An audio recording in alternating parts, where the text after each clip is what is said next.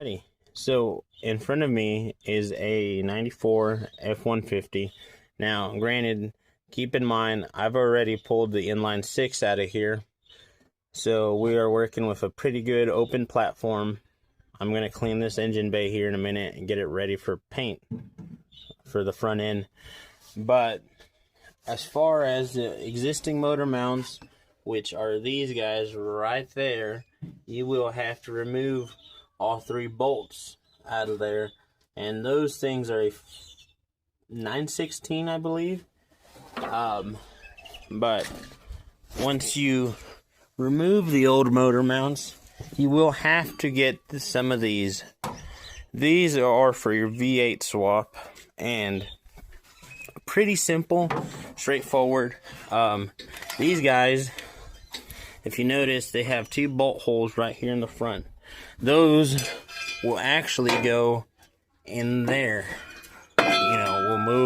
We'll pretend that wire isn't there, but those go right there for the slot for your motor mount. Now, you have 2 bolts up there, and you will have 2 bolts here.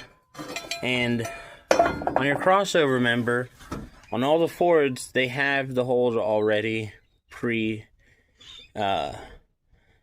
drilled. So you will have to take both motor mounts out of the way, install these brackets. Now, I got these out of the donor truck. If you don't have some, you can get these online fairly easy or at a junkyard. I recommend you just getting them at a junkyard.